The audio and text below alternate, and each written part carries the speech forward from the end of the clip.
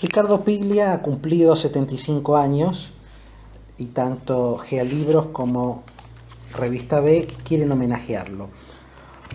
Para esta conversación, sin público en este caso, que ustedes escucharán diferida, he elegido comentar algunas partes de un texto que se llama Formas Breves, que de algún modo es el anticipo de lo que luego Piglia ha empezado ya a dar a conocer de una forma más orgánica, como los diarios de Emilio Renzi.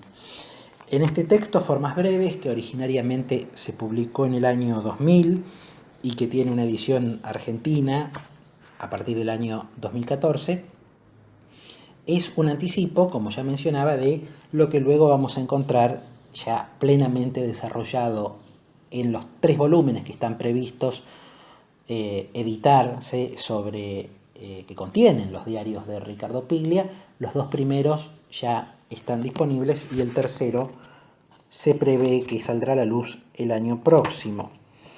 Pero en Formas Breves podemos encontrar, como el título lo indica, una serie de indicios respecto, nada desaprovechables por cierto, pero indicios al fin de lo que es la literatura para Piglia y de lo que son algunos referentes literarios, como es el caso de Borges, como es el caso de Arlt, como es el caso de Gombrowicz, el caso de Kafka, que son casos de algún modo recurrentes en la ensayística o en la narrativa ensayística, ya que también como Borges, Piglia ha continuado un poco en esa línea de la novela ensayo, ya no el cuento ensayo, sino la novela ensayo, ha continuado un poco la idea de introducir ciertos elementos de la crítica literaria, de ciertos géneros como el policial, la serie negra, y también la literatura argentina en la figura de Borges, en tensión siempre con la figura de Roberto Arlt. Entonces, en esa compleja cosmovisión y tantas otras referencias intelectuales como la de Raymond Chandler, por ejemplo, o Philip Dick, que son capitales, o Hemingway, que son capitales para Ricardo Piglia, están condensadas en este libro que se llama Formas Breves. Yo quisiera leer algunas partes del libro para ir comentándolas, para que veamos un poco en qué consiste la literatura para Piglia, o en qué consiste también, que es una pregunta paralela y complementaria, la lectura para Piglia. En un apartado cuya entrada, ¿no?, ya que esto dijimos que son como breviarios de un diario, en una primera entrada, fechada el 2 de mayo del año 71, dice Piglia: la poética de la novela, polémica implícita de Macedonio Fernández, por supuesto, con Manuel Gálvez. Esto es interesante porque ya traza un contraste inicial, que uno diría en cierta manera inesperado, entre Macedonio Fernández y Manuel Gálvez, que era un autor de novelas sumamente populares y de una ideología también sumamente censurable. Entonces Piglia dice: polémica implícita de Macedonio con Manuel Gálvez. Ahí están las 2 tradiciones de la novela argentina. Gálvez es su antítesis perfecta, es el escritor esforzado, social, con éxito, mediocre, que se apoya en el sentido común literario. Después hay una mención interesante a cómo interviene Gombrowicz en esta tensión entre Gálvez y Fernández. El que llamarlo así es un poco raro, ¿no?, porque todos lo conocemos por Macedonio, y como que no hace falta ningún índice aclaratorio. Pero entre Gálvez y Macedonio aparece la intrusión deseada, pero intrusión al fin, este visitante inesperado que permanecerá 25 años en Argentina, que es Gombrowicz, ¿no? Es otra figura central para Piglia, ¿no? Los diarios de Gombrowicz, los diarios de Musil, son el diario de Pavese, son ejemplos, el de Kafka, por supuesto, son ejemplos que han precursado el hecho de que Piglia, por alguna razón accidental, como fuera su mudanza de Adrogué a Mar del Plata en los tiempos de la caída del peronismo, iniciara un diario. Pero ese diario, por supuesto, no es el registro de acontecimientos meramente cotidianos. Son ya el proyecto de una literatura futura y en ese mismo tiempo ya una literatura presente, ya que cuando un escritor escribe un diario, escribe el proyecto de una obra y la obra ya misma.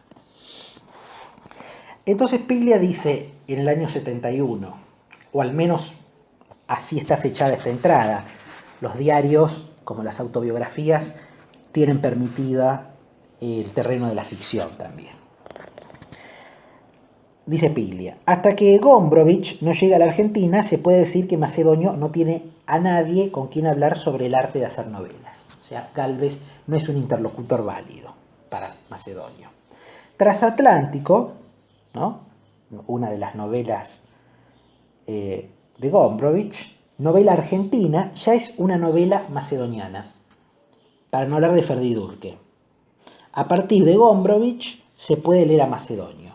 Mejor, Gombrowicz deja leer a Macedonio. Entonces, esto ya es un punto de desplazamiento importante. La intervención de un escritor polaco que por una circunstancia azarosa es retenido por un tiempo que creo que ni él mismo pensó en Buenos Aires, se convierte en un elemento central para poder leer a Macedonio.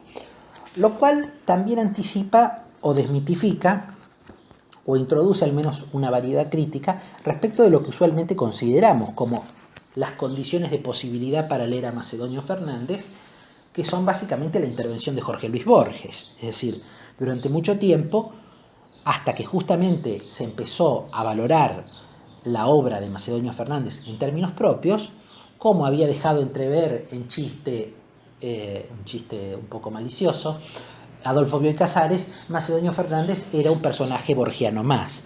Bueno, Macedonio Fernández dejó de ser un personaje borgiano más en la medida en que su obra, que no es de fácil lectura, en lo más mínimo, cobrase ya una autonomía respecto de la, obviamente, insolayable obra de Borges. Pero aquí lo que Piglia está introduciendo es que la llegada de Gombrowicz ya es paralela y de algún modo mucho más fructífera, me atrevo a decir, que la propia apropiación y lectura que va a hacer Borges de Macedonio. O sea, para leer a Macedonio hay que leer a Gombrowicz, o mutuamente podemos decir que Gombrowicz y Macedonio se están leyendo mutuamente, o al menos esa es la disponibilidad en la que se ponen para ser legibles en ese contexto. Entonces, esto es una novedad interesante, me parece una tesis muy original, poner esta relación, o sea, sacarlo de la dicotomía con Gálvez y no automáticamente colocarlo en clave de lectura borgiana, sino en clave de lectura gombrowicziana. Después hay otra entrada del diario, por ejemplo, donde habla de los escritores que escriben en otra lengua, que es un fenómeno que a Piglia le ha interesado mucho, cómo intervienen, sobre todo, por ejemplo, el caso más notorio es el de Conrad, cómo un escritor polaco interviene en la lengua inglesa y introduce un giro sustancial para la lengua inglesa de fines del siglo XIX. Y le va a interesar otros casos, ¿no? Por ejemplo, el caso de Nabokov es otro caso emblemático donde ahí conviven dos lenguas, el ruso y el inglés. Entonces, estos fenómenos de exiliados de países que cambian de lengua o que conviven de alguna manera más o menos conflictiva con su lengua materna y con la adquirida, para Piglia son fundamentales para entender las mutaciones de la literatura y las mutaciones de las formas de leer. Dice Piglia, vivir en otra lengua, se ha dicho, es la experiencia de la novela moderna. ¿No? Nuevamente hay que advertir la categoricidad que tienen las tesis críticas de Ricardo Piglia. Si bien tienen un fluir muy narrativo, uno debe tomarlas, creo, muy puntualmente y no soslayar lo que dice. Por eso voy a repetirla. Vivir en otra lengua, se ha dicho, es la experiencia de la novela moderna. Conrad, claro, pero también Nabokov o Beckett. El polaco era una lengua que Gombrowicz usaba casi exclusivamente en la escritura, como si fuera un idiolecto, una lengua privada. Por eso, Transatlántico, primera novela que escribe en el exilio, 15 años después de Ferdi Durke, establece un pacto extremo con la lengua polaca. La novela es casi intraducible, como sucede siempre que un artista está lejos de su lengua, y mantiene con ella una relación excesiva donde se mezclan el odio y la nostalgia. Y acaba de dar un ejemplo prototípico. ¿O no es el Finnegan's Wake de Joyce el gran texto de la lengua exiliada? Digo esto, afirma Piglia, porque me parece que la extrañeza es la marca de los dos grandes estilos que se han producido en la novela argentina del siglo XX, el de Roberto Arlt y el de Macedonio Fernández. Parecen lenguas exiliadas, suenan como el español de Gombrowicz. Esto me parece que también es un excelente corolario para la tesis con la que él había comenzado, esta idea de que vivir en otra lengua es la experiencia de la novela moderna. El corolario justamente aplicado en el caso de la novelística argentina del siglo XX, cifrado en Roberto Arlt y en Macedonio Fernández, es que justamente tienen una extrañeza que se corresponde o parecería corresponderse con la de una lengua exiliada. Y en ese sentido, la lengua de Roberto Arlt y de Macedonio Fernández se parece al español adoptado y forzado de Gombrowicz, ¿no? Acá está dando vueltas la idea de una lengua se trabaja hasta sus límites, y a veces esos límites vienen dados por la condición de la extranjería, ¿no? Es una tesis sumamente interesante. Cuando uno piensa, continúa Piglia, en el cruce de dos lenguas, recuerda por supuesto de inmediato a Borges, ¿no? Que nosotros sabemos que era un bilingüe absolutamente perfecto y casi innato, el caso de Jorge Luis Borges. El español de Borges, preciso y claro, casi perfecto, un estilo cuya genealogía el mismo Borges remontaba a Paul Grusac, ¿no? Un europeo aclimatado en el Plata que, a diferencia de Gombrowicz, sí cambió de lengua y pasó a escribir en español y definió por primera vez las normas del estilo literario en la Argentina.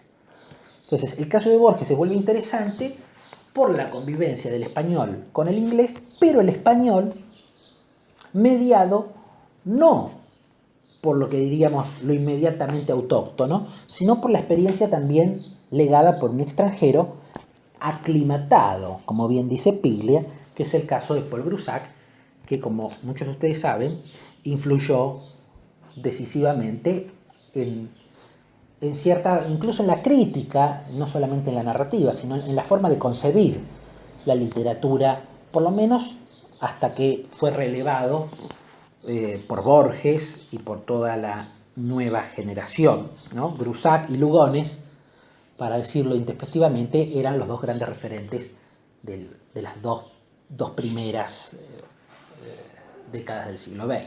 ¿No? Creo que no hay la menor duda respecto de eso. Entonces, decir que Borges aprende el español preciso y claro, que lo define a partir de la experiencia literaria de Grusac, que es un francés aclimatado en el Río de la Plata, bueno, nuevamente nos pone en tensión en esto de qué es aprender una lengua en el exilio, que también podría ser la pregunta por la traducción, en definitiva, ¿no? O sea, ¿están escribiendo o están traduciendo desde esas lenguas que han abandonado hacia una nueva lengua que han adoptado por circunstancias azarosas? El caso de Gombrowicz, lo que marca Piglia es decir, bueno, el polaco no está abandonado en Gombrowicz, pero no importa, no abandona el polaco, pero escribe novelas argentinas y hace legible a novelas que uno diría son puramente argentinas. De algún modo me parece que Ricardo Piglia está dándole una vuelta de tuerca a lo que Jorge Luis Borges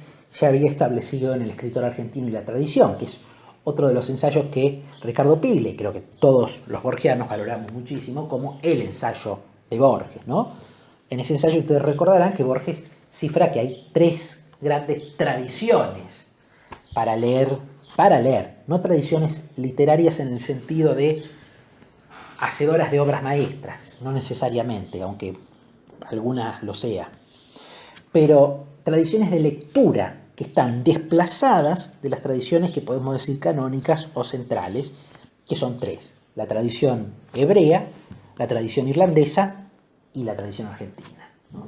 Son 3 modos de la periferia que permiten intervenciones sobre la lectura y sobre la escritura que son absolutamente originales, justamente por ser consideradas de antemano menores, ¿no? Que es lo que siempre ha hecho Borges. A Borges le gustaban los escritores menores. Chesterton, en el momento en que Borges lo empieza a citar e incorporar en su obra, en Inglaterra era considerado un escritor menor. Stevenson no era considerado un enorme escritor. Jonathan Swift, fuera de Inglaterra, era considerado un escritor de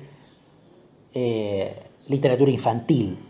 Algo similar había pasado ya con Las Mil y Una Noches. Entonces, esa puesta en escena, esa puesta en revalorización extrema de ciertos autores o ciertos libros que parecían ser menores, es una posibilidad que tienen estas tradiciones que están desplazadas, ¿no? Argentina está desplazada de España, Irlanda está desplazada de Inglaterra, y la tradición hebrea es nómade por definición, digamos, ¿no?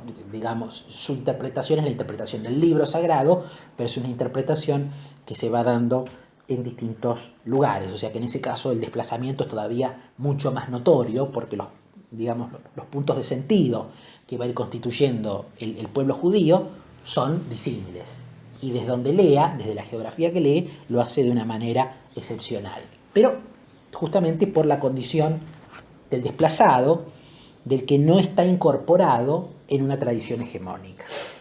Entonces, en ese sentido, lo dicho anteriormente por Piglia, en formas breves, me parece que se cruza muy bien, se complementa y complejiza de alguna manera o aclara lo que Borges dice en El escritor argentino y la tradición, que ustedes pueden leer si no lo han hecho. Es un ensayo realmente muy, muy interesante que se resume en esa tesis de que lo argentino es lo universal y no el conformismo respecto del color local, lo cual no niega para nada la gauchesca, sino que en todo caso la universaliza, ¿no? De algún modo ahí está también la provocación de Piglia o de Renzi cuando dice que Borges cierra la literatura del siglo XIX, o que es el mejor escritor del siglo XIX. Bueno, justamente no para correrlo de tiempo, no para negarle la condición de moderno, sino, moderno en el sentido de vanguardista, sino que justamente lo pone en relación de que Borges está operando con la gauchesca. Ahora, operar con la gauchesca no es para nada incompatible a operar con las sagas islandesas o con el folclore del Oriente Medio. Entonces Piglia después sigue en estas sucesiones de textos. Yo estoy leyendo fragmentos, son textos mucho más extensos, no tienen el carácter de aforismos, pero por la duración breve de esta, no es una charla estrictamente, ya que es un soliloquio en el mejor de los casos, me gustaría solamente señalar algunas partes. Luego ustedes pueden abordar el libro, que repetimos, se llama Formas Breves, por su propia cuenta. Ya entrando un poco en las tesis sobre el cuento que maneja Piglia en este libro y cómo lo relaciona con Chekhov, por ejemplo, dice: en uno de sus cuadernos de notas, Chekhov registra esta anécdota. Un hombre en Monte Carlo va al casino, gana 1 millón, vuelve a su casa, se suicida. La forma clásica del cuento está condensada en el núcleo de ese relato futuro y no escrito.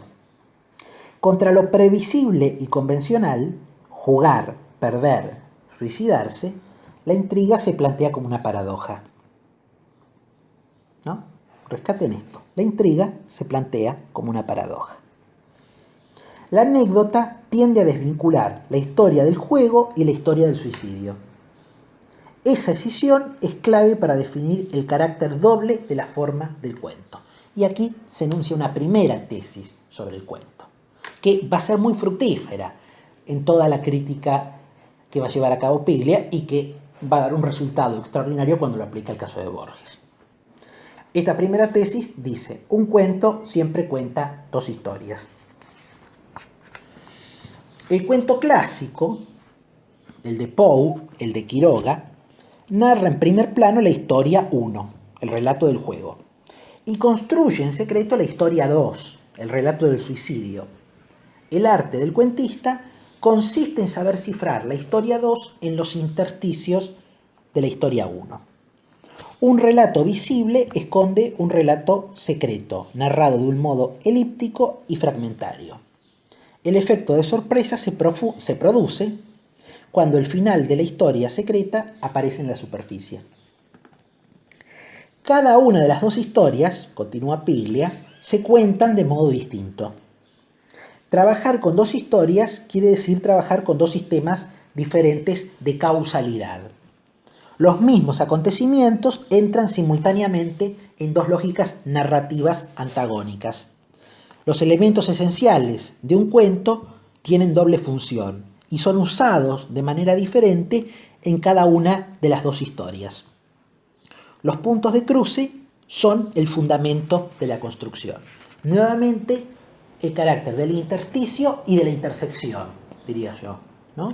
Antes referido al tema de cómo se cruzan las lenguas de los exiliados que intervienen en nuevos territorios y cómo modifican las condiciones de lectura y de producción de esos nuevos territorios a donde van a parar estos exiliados, abandonen o no su lengua materna, y el tema de, ya propiamente más general, más universal, de que el cuento mismo está siempre en tensión, en intersección, en cruce entre dos historias, una más del carácter de la superficie y otra más del carácter de lo hermético, como dice Piglia, de lo elíptico, de lo fragmentario, de lo secreto. Y acá ya lo aplica a un relato clásico, que a Piglia le encanta analizar, que es La muerte y la brújula de Borges. Dice Piglia: en La muerte y la brújula, al comienzo del relato, un tendero se decide a publicar un libro. Este libro está ahí porque es imprescindible en el armado de la historia secreta. ¿Cómo hacer para que un gángster como Red Schlarch esté al tanto de las complejas tradiciones judías y sea capaz de tenderle a Lönnrot una trampa mística y filosófica? ¿Vale? Hay un problema informativo que resolver. Aunque vamos a ver que no es solamente un problema informativo, no es un dato de erudición en la trama. Esto siempre hay que tenerlo presente, es otra de las tesis de Piglia sobre Borges. La erudición en Borges no es estrictamente erudición, es una forma de la sintaxis. Es una, aunque pareciera justamente lo contrario, una economía de recursos, siempre muy bien utilizada. No son menciones banales las citas eruditas de Borges. Pero entonces, la pregunta que hace Piglia acá es: ¿cómo hacer para que un gángster como Red Schlarch esté al tanto de las complejas tradiciones judías y sea capaz de tenderle a Lönnrot, ¿no? el detective que realmente devela la trama, no justamente los que llevan a cabo la investigación oficial? No, esto también es obviamente muy típico de la novela chandleriana. Siempre es el detective privado el que termina resolviendo el enigma, por una serie de razones, por la propia incompetencia de la investigación oficial o porque muchas veces, que también es algo que el género policial norteamericano ha querido explicitar, esas instituciones están viciadas de corrupción. Lo cual también Piglia va más lejos, dice: por eso el género policial norteamericano pone de manifiesto una crítica social muy profunda que no le ha sido reconocida al género, que siempre ha sido tenido en alguna medida como un género menor, ¿no? Piglia siempre ha dicho: por más esfuerzo que hagamos, Chandler nunca va a ser considerado un gran escritor en la misma medida en que lo es considerado Faulkner o Hemingway. Y es un gran escritor en la misma talla que Faulkner o Hemingway. Pero la crítica y el canon nunca le van a reconocer al género policial por su inmediato origen popular, que ahí habría que introducir otras tesis muy interesantes de Piglia sobre su propia literatura, en la medida en que la literatura para Piglia tiene que estar cruzada entre las pretensiones de lo que sería la cultura de la clase alta, que siempre juega con la originalidad, y las ambiciones, por así llamarlas, de las clases populares, que más bien tienen que ver con la serialidad. Entonces, entre la serialidad y la originalidad, Piglia puede encontrar, por ejemplo, en el género policial, y el género policial norteamericano enriquecido, como lo hace Piglia, con cuestiones de la crítica literaria, con cuestiones de la intertextualidad, de la referencia a otras obras, puede lograr esa conciliación de lo original y al mismo tiempo lo que se repite, o lo que apela a elementos típicamente arquetípicos, ¿no? Que en el caso de la tradición norteamericana son el género policial y antes que el género policial, el western. Entonces, retomando lo que dice Piglia respecto de cómo Borges tiene que introducir estos elementos que yo digo que no son meramente informativos, sino que son estructurales en la trama, pero de una manera que afloren desde, digamos, desde el nivel de la historia 2, desde el nivel de lo fragmentario y lo elíptico, como ha dicho Piglia, hacia el nivel de la historia 1, de la superficie, de lo que parece estar en continuidad. Borges le consigue ese libro para que se instruya al matón, ¿no? Al que finalmente, si ustedes recuerdan el cuento, es el que le termina tendiendo una trampa a Lonrod, al menos en una de las interpretaciones. Al mismo tiempo, usa la historia 1, ¿no? Esta historia de la superficie, para disimular esa función. El libro parece estar ahí por contigüidad con el asesinato de Yarmolinsky y responde a una causalidad irónica. Y cita a Borges Piglia. Uno de esos tenderos que han descubierto que cualquier hombre se resigna a comprar cualquier libro, publicó una edición popular de la historia secreta de los Hasidim. Fin de la cita. Continúa Piglia. Lo que es superfluo en una historia es básico en la otra. El libro del tendero es un ejemplo de la materia ambigua que hace funcionar la microscópica máquina narrativa que es un cuento, ¿no? Esto también me parece que coincide con lo esencialmente borgiano. Borges siempre fue un hacedor de cuentos microscópicos, en extensión, en recursos y en conceptos. Ahora, ese carácter microscópico permite revelar un cosmos. Esa es la conciliación y la tensión bien resuelta por un genio literario. El Aleph es un objeto microscópico y al mismo tiempo es todos los instantes del universo. O mejor dicho, todo el espacio-tiempo.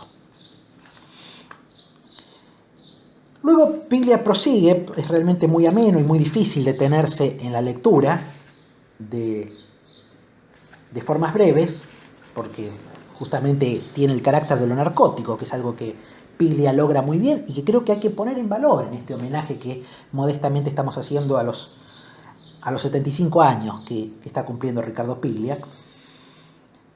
El poder conciliar de una manera popular, como él quería, de una manera fluida, la crítica literaria, elementos que tienen que ver profundamente con la historia de la literatura, que no siempre son accesibles, y al mismo tiempo una trama interesante, ¿no? En ese sentido va más lejos que Nabokov, ¿no? Nabokov decía, una novela es esencialmente una excelente historia. Pero luego, para contarnos esa excelente historia, Nabokov la llenaba de elementos barrocos, juegos de lenguaje, calambures. Me parece que no funcionaba tan bien eso en Nabokov. En Piglia me parece que justamente la intertextualidad, la referencia a la historia de la literatura, la referencia a ciertos elementos de la crítica literaria, se ponen muy bien en circulación, por ejemplo, con las intrigas policiales. Después prosigue hablando del cuento, dice, porque recordemos que Piglia empieza siendo un escritor de cuentos, ¿no? Esto también hay que tenerlo en cuenta. Piglia publica su primera novela a los 40 años, que es Respiración Artificial. Entonces, digamos, tenemos una producción bastante considerable de alguien que se concibe como un cuentista. De hecho, yo les recomiendo, está en YouTube, las anécdotas de los dos primeros encuentros de Ricardo Piglia con Jorge Luis Borges, sobre todo el primero, donde Piglia le hace observaciones bastante audaces de un joven de 18 años a cómo Borges había resuelto el final de La forma de la espada, ese cuento maravilloso que arranca diciendo le cruzaba la cara una cicatriz rencorosa. Eso pueden verlo, ponen Piglia, Borges cuentista en YouTube y acceden a esos 20 minutos donde Piglia cuenta esos dos encuentros con Borges que son fascinantes y son lecciones de literatura en sí mismas. Pero aquí dice Piglia, la versión moderna del cuento, que viene de Chekhov, Kafka y de Joyce, y del Joyce de Dublineses, piensen sobre todo en un cuento como Los Muertos, o sea, el último cuento de Dublineses, y el más extenso y el más acaso estudiado de ese libro. Abandona el final sorpresivo y la estructura cerrada. Trabaja la tensión entre las dos historias sin resolverla nunca. De hecho, me remito a Los Muertos de Joyce, porque realmente uno, con ese manto de nieve final que cubre el cuento, realmente no termina de saber qué pasa, más allá de algunas tesis sobre la relación entre el mundo de los vivos y los muertos y cierta apelación a cómo la memoria de un amante pasado puede arruinar una relación presente. Pero más allá de esas elucubraciones queda siempre la sensación de algo que no se resuelve. La historia secreta, continúa Piglia, se cuenta de un modo cada vez más elusivo. El cuento clásico a la Poe contaba una historia anunciando que había otra. El cuento moderno cuenta dos historias como si fueran una sola. Esto lo repito porque me parece sumamente interesante. El cuento clásico, a la Poe o a lo Quiroga, como ya nos señaló, contaba una historia anunciando que había otra. El cuento moderno cuenta dos historias como si fueran una sola, lo cual justamente pone al lector en el trabajo de detective en sí mismo, de justamente encontrar esas dos historias que se presentan como una sola. La teoría del iceberg de Hemingway es la primera síntesis de ese proceso de transformación. Lo más importante nunca se cuenta. La historia secreta se construye con lo no dicho, con lo sobreentendido y la alusión. Entonces me parece sumamente interesante esto, y sobre todo verlo aplicado en la obra de Piglia, que es consecuente con estas tesis críticas. Por eso digo, no es que hay una crítica pigliana por un lado y una narrativa pigliana por el otro. No, lo pigliano es lo mismo, es una narrativa que utiliza la crítica y una crítica que tiende a la narrativa, ¿no?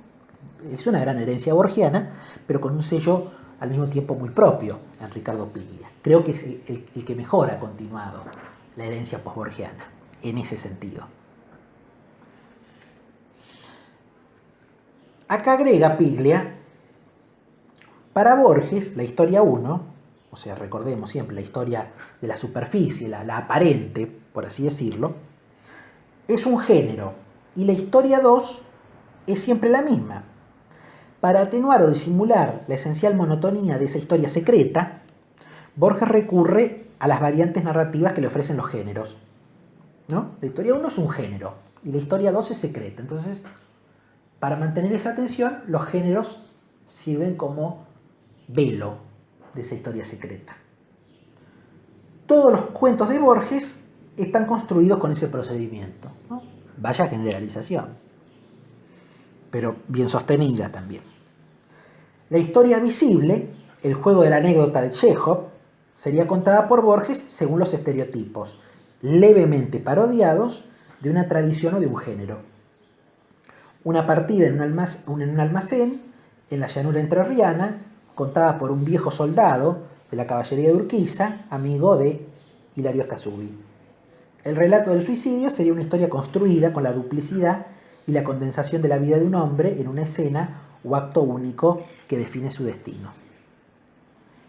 La variante fundamental que introdujo Borges en la historia del cuento consistió en hacer de la construcción cifrada de la historia 2 el tema del relato, ¿no? La historia 1 de la superficie va a estar enmarcada dentro de un género. Ese género va a ser parodiado y va a dar lugar a la trama secreta, que es el tema del relato, ¿no? Lo secreto es el tema del relato, no lo aparente. Ahora, siempre es la maestría, en el caso de Borges, está cómo emerge esa historia 2, complementa, aclara la historia 1, porque a Borges, a diferencia de Chekhov, de Hemingway y del propio Piglia, sí le gustan los finales cerrados. Por más que innove en el desarrollo, el final siempre tiene que ser muy cerrado, en ese sentido muy clásico, y es una de las cosas que le objetó justamente Piglia en el encuentro inicial que tuvo con Jorge Luis Borges a los 18 años, de que sobraban algunas líneas finales en la forma de la espada, pero para Borges no sobraban porque justamente el final abierto era algo que Borges no se podía permitir. Sin embargo, lo que lo hace un gran cuentista es cómo juega con estas dos historias, con estas dos tramas. La superficial, que corresponde a la ascripción a determinado género, que puede ser el policial, el fantástico, y luego la trama secreta, que es lo que quiere contar, generalmente como la historia de un destino, ¿no? Esto es algo también típicamente borgiano. Borges narra, dice Piglia, las maniobras de alguien que construye perversamente una trama secreta con los materiales de una historia visible, ¿no? Es la muerte y la brújula. Todos los elementos están, ¿no? Las señales han sido articuladas, las letras de los nombres, los crímenes, eso es lo visible. Pero con eso se construye una trama secreta. En La muerte y la brújula, la historia 2 es una construcción deliberada del matón Red Slash. Lo mismo sucede con Acevedo Bandeira en El muerto, o con Nolan en Tema del traidor y del héroe, ¿no? Cuento que yo les recomiendo que lean mucho. Tema del traidor y del héroe. Justamente ahí se ve muy claro cómo hay estratos de historias, la aparente, la secreta, en este caso, por ejemplo, recurriendo en la superficie al género épico y en lo profundo, digamos, para esconder la historia de una conspiración, ¿no? De algún modo eso podría ser una muy introspectiva sinopsis de Tema del traidor y del héroe, que ustedes deberán leer si así no lo han hecho. Borges, como Poe, como Kafka, sabía transformar en anécdota los problemas de la forma de narrar.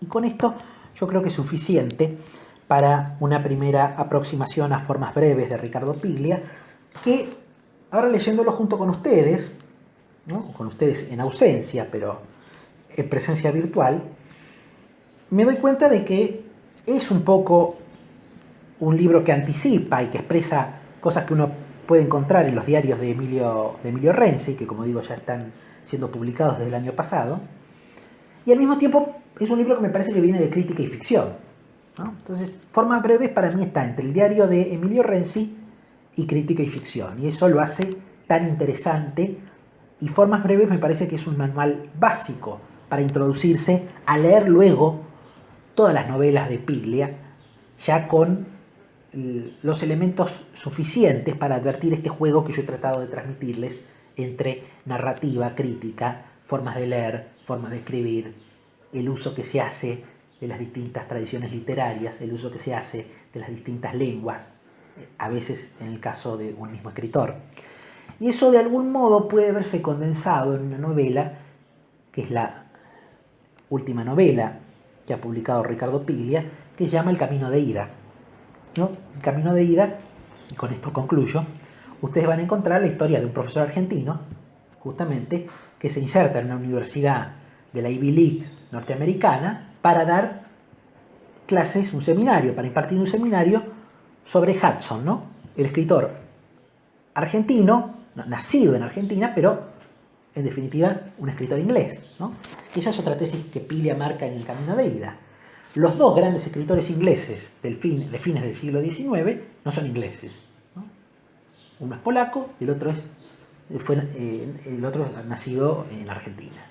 Pero son los que terminan interviniendo y cambiando la forma de narrar, por lo menos la prosa inglesa de fines del siglo XIX.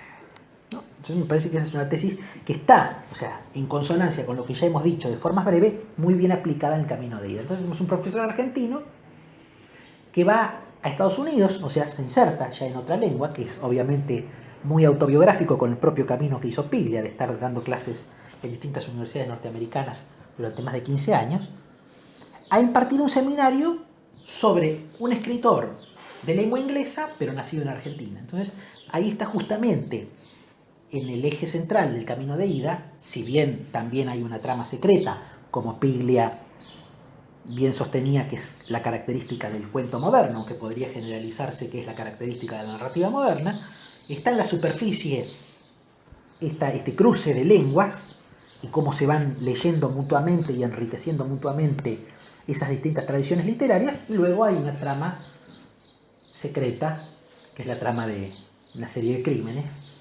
pero no quiero anticiparles mucho más. Es muy interesante porque de alguna manera el camino de ida es la tensión entre el mundo académico, la sociedad norteamericana y un renegado de ese mundo académico y de la sociedad norteamericana, que se convierte en un eremita, en un resistente al avance tecnológico, ¿no? Ese avance tecnológico que confluye en ambas cosas, en la sociedad norteamericana y en la academia. Entonces, es muy interesante leer el camino de ida desde múltiples lugares.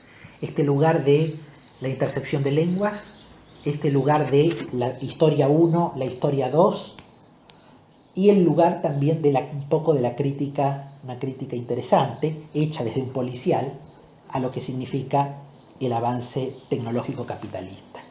Todo eso se va a encontrar en el camino de ida. Entonces, me parece que sería muy fructífero leer formas breves y luego leer el camino de ida e intentar sacar algunas conclusiones, que yo he intentado solamente darle indicios, justamente, indicios que corresponden a la historia 1. Ahora, ¿cómo emergerá la historia 2 para realmente completar y darle sentido a la historia 1? Como siempre digo, es trabajo de los lectores, trabajo que por supuesto yo no estoy dispuesto a realizar, ya que sería privarlos del placer que significa descifrar esos códigos que no son herméticos, sino que son, como decía Borges, la clave de la lectura, y en definitiva, como también decía nuestro gran escritor, son en definitiva, porque en definitiva eso es la lectura, una forma de la felicidad. Así que este ha sido el comentario final, a modo de despedida del año, que decidimos obsequiarles así un poco apresuradamente, desde GEA Libros y desde Ediciones Porcoespín y la revista B. Pero lo más importante que nos interesa es que justamente ustedes se vuelquen a la obra de Piglia como homenaje a un escritor que todavía está vivo, ¿no? Si bien está con algunos considerables problemas de salud, pero un escritor que está vivo y que podemos gozar de una obra que no continúa la de Borges, no la supera, es una obra original, pero que rescata elementos borgianos que muestran justamente la vigencia de lo borgiano y la generosidad de lo borgiano para sobrevivir en otras formas narrativas que también son originales por sí mismas, ¿no? Creo que eso sería una forma de hacerle una breve justicia, una mínima justicia a Ricardo Piglia. Lo demás, como siempre, queda en manos de ustedes.